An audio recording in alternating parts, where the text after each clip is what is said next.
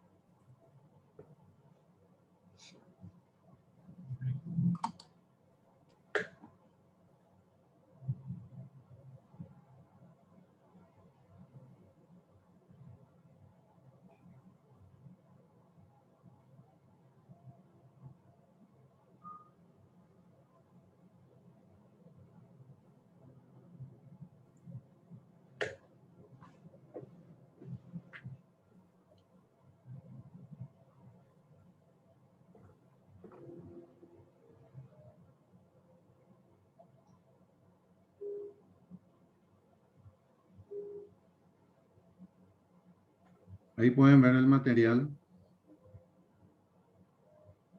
Aún no se ve nada, profesor.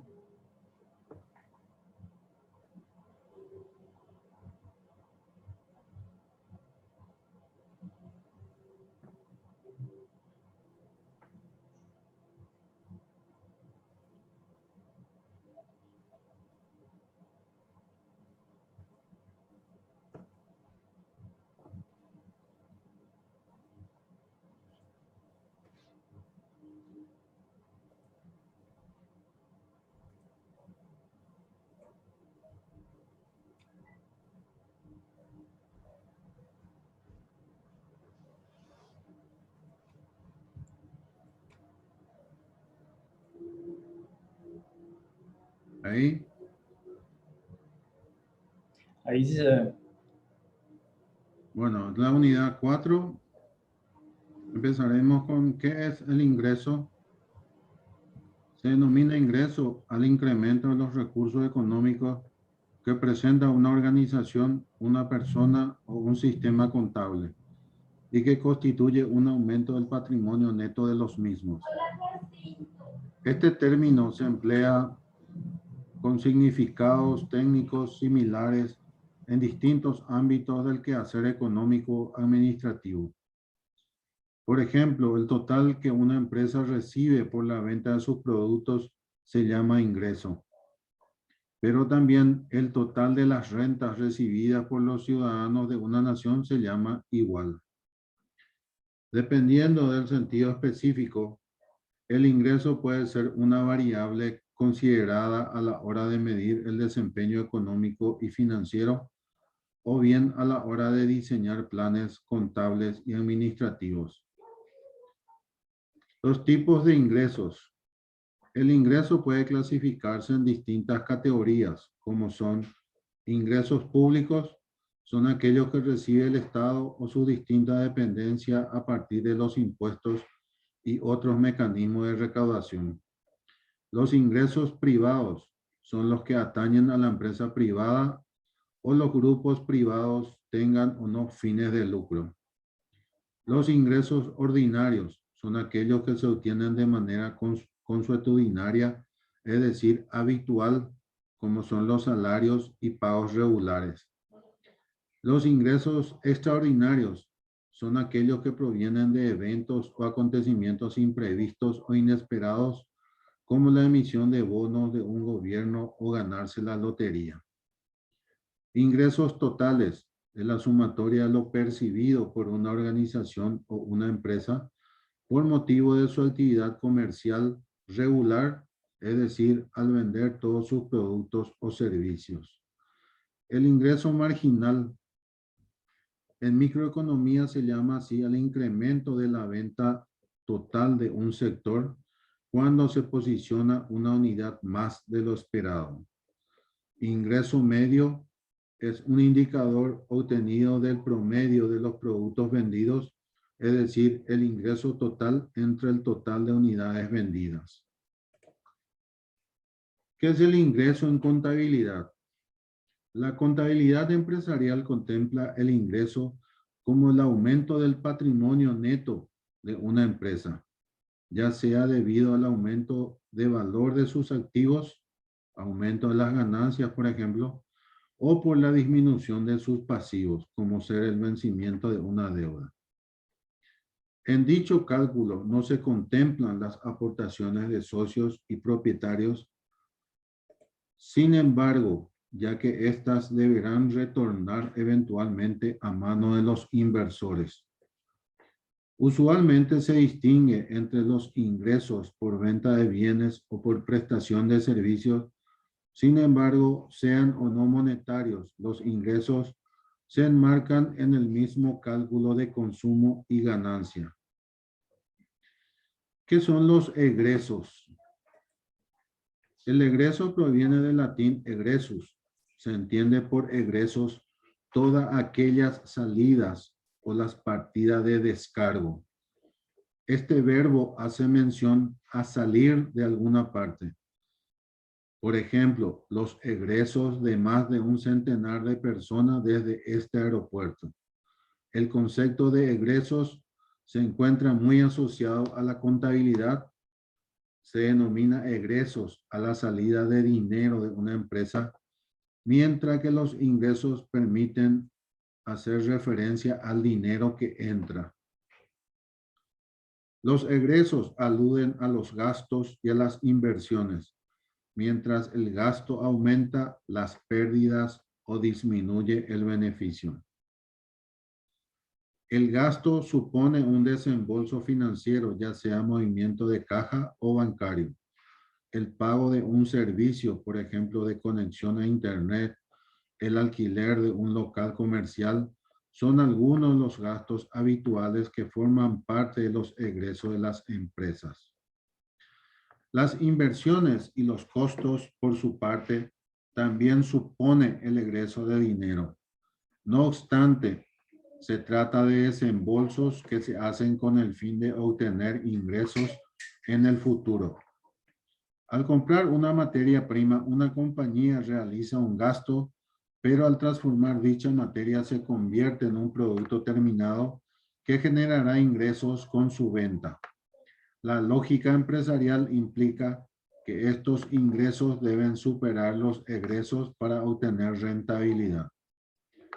El flujo de efectivo es un estado contable que permite llevar el control de los movimientos de efectivo y equivalentes. Se trata de una manera de supervisar cuánto dinero egresa de la empresa y cuánto ingresa, lo que ayuda a la planificación. Una compañía necesita tener controlados sus egresos para poder hacer frente a sus obligaciones de una manera efectiva. Las cuentas del ingresos. La naturaleza de ingresos es acreedora. Ahora aprendamos cuándo disminuye y cuándo aumenta. Aumenta cuando se abona y disminuye cuando se carga. Las cuentas de gastos. La naturaleza de las cuentas de resultados, en este caso, en específico, la de gastos, su naturaleza contable es deudora y sus respectivos aumentos y disminuciones son los siguientes. Aumenta cuando se carga y disminuye cuando se abona. Comprobante de cierre. Cierre de cuentas temporales o de comprobante de cierre. Los saldos de las cuentas nominales, es decir, ingresos, gastos y costos, deben calcularse al finalizar del periodo contable y pasan al siguiente ejercicio las cuentas reales o de balance. Los registros de este diario efectuado al final de un periodo para cancelar las cuentas nominales se denominan asientos de cierre.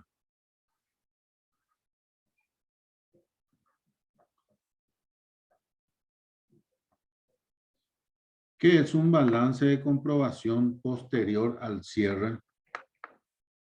El balance de comprobación posterior al cierre es una herramienta fundamental al momento de establecer las realidades objetivas de la empresa. Esto principalmente porque su función es la de contrastar los resultados en los libros con la estructura financiera y económica de la empresa. Por tanto, su función abarca la comprobación de los resultados contables, tanto con lo que respecta al adecuado cierre, es decir, a que las cuentas terminen cuadradas entre sumas y saldos, y en cuanto a que dichos cierres, aparte de coincidir, se hayan realizado adecuadamente. En este punto es importante recordar que es posible que un balance general se cierre correctamente aun cuando presente una serie de errores estructurales. ¿Qué es un balance de comprobación ajustado? Un balance de comprobación ajustado es una herramienta contable de uso constante en los estados de cuenta. Se puede representar como un cierre rápido de contraste tomando en cuenta saldos de ingresos y egresos y los totales referente a capital, activos y pasivos. Esta no es una herramienta que permita crear un estado financiero, pero es indispensable para recopilar la información necesaria durante la preparación de dichos estados de cuenta. Este documento se prepara como un paso hacia los informes generales. En este sentido, es un documento de manejo interno y que se puede realizar periódicamente según la necesidad surgida en el momento. Por su naturaleza, este tipo de herramienta no proporciona la suficiente información para analizar ciertas variables mucho más puntuales como la revisión puntual de proveedores o flujo de estado de efectivo. Diferencias entre el balance de comprobación posterior al cierre y el balance de comprobación ajustado. En términos generales, y después de revisar puntualmente cada herramienta, podemos notar que las diferencias entre el balance de comprobación posterior al cierre y el balance de comprobación ajustado pueden llegar a ser mayores de lo que a primera vista se puede percibir. Las principales son: momento de la ejecución. Tenemos la diferencia en cuanto a los periodos de tiempo entre cada ejecución de los respectivos balances. Por un lado, tenemos el balance de comprobación ajustado. Este se puede realizar en cualquier momento mientras el profesional contable lo disponga necesario. Por otro lado, tenemos el balance de comprobación posterior al cierre, el cual, como su mismo nombre lo indica, se realiza en función del cierre contable a fin de comprobar la ausencia de errores. Tiempo de ejecución. Otra de las diferencias entre el balance de comprobación posterior al cierre y el balance de comprobación ajustado se da en referencia al tiempo de ejecución. El balance posterior al cierre suele ser un proceso largo y tedioso en el sentido de lo estricto que este debe ser en cuanto al material relacionado y a la comprobación de cada aspecto relacionado en el cierre general. Es posible que se tenga que examinar palmo a palmo el cierre de cada mes, por lo que depende de la frecuencia de los cierres contables que puedan ser semestrales o anuales. El balance de comprobación ajustado suele ser una herramienta de comprobación rápida. No analiza muchas variables, pero resulta bastante útil para recopilar material de información financiera. Finalidad. Como tercera gran diferencia entre estas dos herramientas contables, tenemos lo referente a la finalidad. Aunque por lo expuesto anteriormente, es posible que te hagas a una idea de la respuesta de cuál es la finalidad de cada una. En primera instancia tenemos el balance de comprobación posterior al cierre, cuya finalidad es la revisión puntual de los resultados del cierre contable. Este abarca todos los aspectos y vela por la veracidad de los resultados en datos del cierre.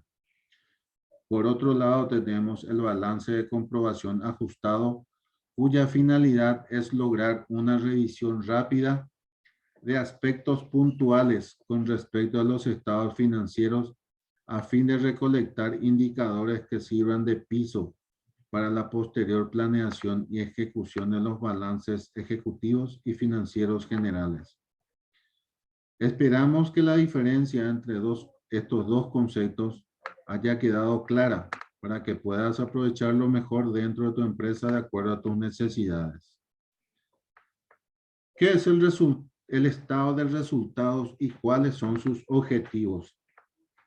Todas las empresas, sea cual sea su tamaño, necesitan obtener información sobre su desempeño para saber si han logrado resultados positivos, es decir, ganancias, o si al contrario han sufrido pérdidas producto de su operación al finalizar un periodo determinado. Y dado que el objetivo primordial de las organizaciones es maximizar las utilidades, es fundamental que te apoyes en herramientas que te permitan contar con información oportuna y confiable para la toma de decisiones. Los estados financieros son una herramienta de gestión que te ayudará a tener una mejor visión de la situación financiera de la empresa, los recursos con lo que cuentan los resultados obtenidos, las entradas y salidas de efectivo que se han presentado, la rentabilidad generada, entre otros aspectos de gran relevancia para la operación y administración de la organización. En esta ocasión, compartiremos información acerca de uno de los principales estados financieros, que es el estado de resultados. ¿Qué es el estado de resultados? El estado de resultados, también conocido como estado de ganancias y pérdidas, es un reporte financiero que en base a un periodo determinado muestra de manera detallada los ingresos obtenidos, los gastos en el momento en que se producen y como consecuencia el beneficio o pérdida que ha generado la empresa en dicho periodo de tiempo. Para analizar esta información y en base a esto tomar decisiones del negocio. En este estado financiero te brinda una visión panorámica de cuál ha sido el comportamiento de la empresa, si ha generado utilidades o no. En términos sencillos, este reporte es muy útil para ti como empresario, ya que te ayuda a saber si tu compañía está vendiendo, qué cantidad está vendiendo, cómo se están administrando los gastos, y al saber esto, podrás saber con certeza si estás generando utilidades. Estructura del estado de resultados. La estructura de un estado de resultados se agrupa de la siguiente manera: ingresos, costos y gastos. En base a estos tres rubros principales se estructura el reporte. Las principales cuentas del estado de resultados son las siguientes. Ventas. Este dato es el primero que aparece en el estado de resultados. Debe corresponder a los ingresos por ventas en el periodo determinado. Costo de ventas. Este concepto se refiere a la cantidad que le costó a la empresa el artículo que está vendiendo. Utilidad o margen bruto. Es la diferencia entre las ventas y el costo de ventas. Es un indicador de cuánto se gana en términos brutos con el producto. Es decir, si no existiera ningún otro gasto, la comparativa del precio de venta contra lo que cuesta producirlo o adquirirlo según sea el caso. Gastos de operación. En este rubro se incluyen todos aquellos gastos que están directamente involucrados con el funcionamiento de la empresa. Algunos ejemplos son los servicios como luz, agua, renta, salarios, etc. Utilidad sobre flujo. Es un indicador financiero que mide las ganancias o utilidad que obtiene una empresa sin tener o sin tomar en cuenta los gastos financieros, impuestos y otros gastos contables que no implican una salida de dinero real de la empresa, como son las amortizaciones y depreciaciones. Las depreciaciones y amortizaciones son importes que de manera anual se aplican para disminuir el valor contable a los bienes tangibles que la empresa utiliza para llevar a cabo sus operaciones, por ejemplo, el equipo de transporte de una empresa. La utilidad de operación se refiere a la diferencia que se obtiene al restar las depreciaciones y amortizaciones. Indica la ganancia o pérdida de la empresa en función de sus actividades productivas. Asientos contables. ¿Qué son los asientos contables? Antes de empezar a trabajar con los asientos contables, debemos saber qué son exactamente. El asiento contable es la anotación en el libro diario con la que se registra cada hecho económico relativo a la empresa y que afecta a su situación patrimonial. De esta definición, llamo tu atención sobre 3 puntos. 1, el reflejo en la contabilidad de las distintas operaciones que realiza la empresa se lleva a cabo mediante la realización de los correspondientes asientos contables. O sea, contabilizar es, por lo tanto, hacer asientos contables. O también se lo llaman apuntes contables. 2, los asientos contables se anotan en el libro diario de la entidad, que es aquel que recoge todas las operaciones económicas realizadas por la empresa ordenada cronológicamente. 3, los hechos económicos susceptibles de contabilización son aquellos que afectan a la situación patrimonial de la empresa. Esto implica que si un acontecimiento no produce una alteración en la composición del patrimonio de la entidad, ya sea desde el punto cuantitativo o desde el punto de vista cualitativo, no se contabilizará. Lo veremos más claro con los siguientes ejemplos. Mi empresa compra un coche y lo paga con dinero que tenía en el banco. En este caso se produce una alteración cualitativa en el patrimonio de la empresa. Antes tenía dinero y ahora tiene un coche. Está claro que habrá que hacer el apunte correspondiente. Otro ejemplo, se emplea 2 millones de guaraníes en pagar una reparación de una máquina. Este hecho supone una disminución en su patrimonio, o sea, tiene una alteración cuantitativa, ya que tiene 2 millones menos que antes y obviamente tendrá que reflejarse contablemente. Los tipos de asientos contables. Los tipos de asientos contables se pueden establecer atendiendo a 2 puntos de vista, según su forma y según su fondo. Los tipos de asientos contables según su forma, asientos contables simples y compuestos. La diferencia entre estas dos clases de apuntes es muy sencilla y con los ejemplos te propongo que la verás aún más clara.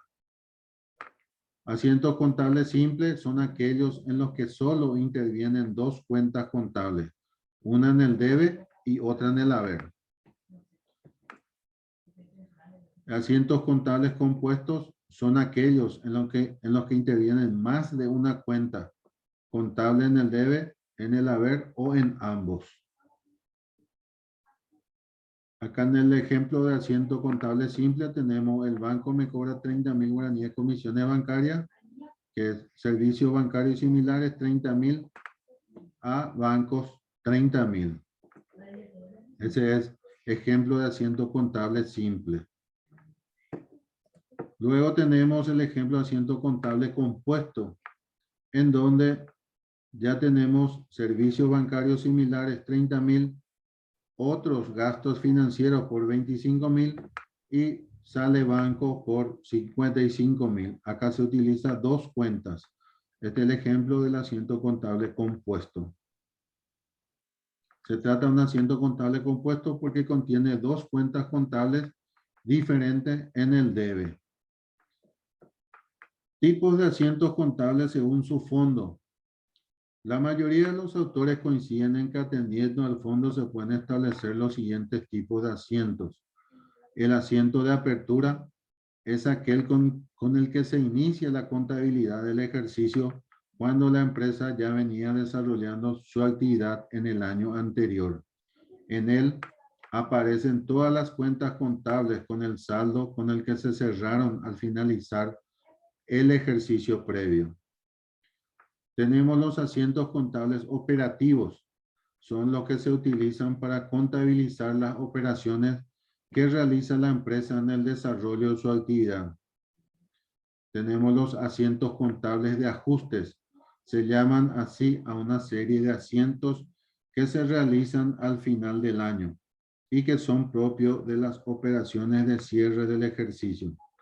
No reflejan acontecimientos económicos que hayan tenido lugar en un momento dado, pero sí que son necesarios para realizar determinados ajustes. Por ejemplo, amortización del inmovilizado, variación de existencia, reclasificación de deudas, etc. Asiento de regularización. Mediante este asiento se saldan las cuentas del grupo 6, que son la parte de gastos, y del grupo de ingresos. Y con él se obtiene el resultado de la actividad, ya sea beneficio o pérdida. Tenemos el asiento de cierre, que es el último apunte que se realiza en el ejercicio y con él se cancelan todas las cuentas contables.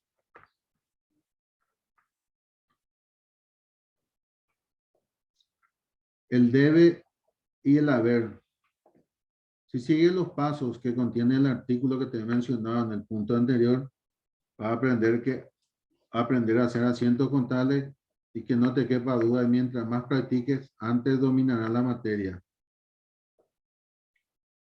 Es fundamental que tengas muy claro qué es el debe y qué es el haber, porque desde el punto de vista puramente mecánico, contabilizar consiste básicamente en colocar importes y cuentas contables en el sitio correspondiente, que unas veces será el debe y otras será el haber.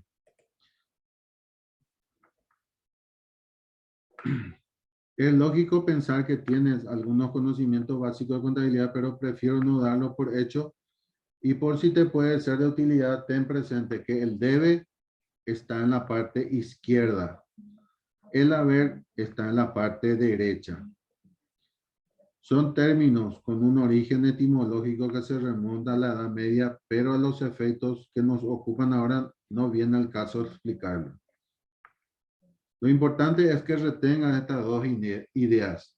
En un asiento contable, el debe es la parte izquierda y el haber es la parte derecha. Cargar es anotar en el debe y abonar es anotar en el haber. Otros términos útiles, por ejemplo, el activo, son bienes y derechos de la empresa. Las cuentas del activo son cuentas contables que representan los bienes y derechos de la empresa. El pasivo son deudas contraídas por la empresa que tiene que devolver. Las cuentas de pasivo son cuentas contables que representan las deudas de la empresa. El neto patrimonial o patrimonio neto son los recursos propiedad de la empresa, que son las aportaciones de los socios, resultados no distribuidos y subvenciones, donaciones y legados. Cuentas de neto patrimonial son las cuentas contables que representan los recursos propiedad de la empresa. IVA crédito es el impuesto sobre el valor añadido que la empresa debe pagar en sus adquisiciones de bienes y servicios. El IVA débito es el impuesto sobre el valor repercutido que la empresa debe cobrar a sus clientes en sus operaciones de venta y entrega de bienes o servicios. 4 reglas básicas para que las tengas a mano. Primero, las cuentas del activo nacen y crecen por el debe y disminuyen por el haber. Las cuentas de pasivo y patrimonio neto nacen y crecen por el haber y disminuyen por el debe. Segundo, las cuentas de compras y gastos funcionan como las del activo. Las cuentas de ventas e ingresos funcionan como las de pasivo. Algunas cuentas de descuento son la excepción. 3. Los asientos contables deben estar cuadrados, es decir, los importes que figuran en el debe han de sumar lo mismo que los que figuren en el haber. Tienen que equilibrar. 4. Usa el plan contable. En él encontrarás toda la información que necesitas. La herramienta imprescindible para hacer asientos contables perfectos. Ya hemos dicho en el punto anterior y en otros artículos, pero es tan importante que quiero darle la importancia que creo que se merece. Para hacer los asientos contables correctamente, necesitas usar el plan contable o el plan de cuentas. Los hay de muchas editoriales diferentes, comentados y no, más caros o más baratos, pero por poco dinero ya los puede encontrar en papel, que es lo mejor. El plan general de contabilidad o plan de cuentas. El plan de cuentas es el documento que contiene el listado de cuentas manejadas por una empresa o institución. Estas cuentas deben estar ordenadas y codificadas de forma sistemática para facilitar la contabilidad. Como por ejemplo tenemos 1.1, que es disponibilidades, que son aquellos activos que tienen poder cancelatorio legal ilimitado, y otros con características similares de certeza, liquidez y efectividad. En este grupo de cuentas comprende la existencia de dinero, cheques, giro a la vista y los depósitos bancarios. Acá tenemos un ejemplo que es, está codificado, que es 111, dinero en efectivo. Acá tenemos 11 caja, 11 caja chica, 11-13 caja guaraníes, 11-14 caja en dólares, y así sucesivamente codificado. La estructura y ejemplo de asientos contables básicos. Tenemos que todo asiento contable tiene que tener la siguiente estructura mínima. El código de la cuenta contable, el 1, o depende de qué cuenta es. Nombre de cuenta contable, otro 1. Al código de cuenta contable 2, y así sucesivamente. En esta estructura, la parte derecha de la A es de debe, del apunte, y la parte izquierda el haber. Y tenemos en el debe importe, código de cuenta contable que se carga y nombre de la misma. En el haber, el código de la cuenta contable que se abona, el nombre de la misma y el importe. Si se trata de un asiento compuesto, aparecerán más cuentas en el debe y o en el haber, cada una con su importe. Tenemos el asiento contable de compras. Dice compra de mercancía por importe de 1.000.000, operación con IVA incluido. Se compra la mercadería, que es 909.091. Se le saca el IVA, que es 90.909, y a proveedores, que es 1.000.000 por el total. El asiento contable de ventas, tenemos clientes, 1.000.000, a ventas por importe de 909.091, y el IVA débito de 90.909.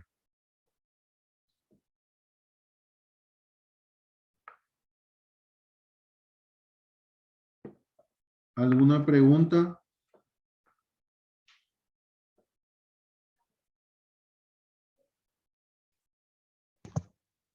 No, profe. No, está todo claro.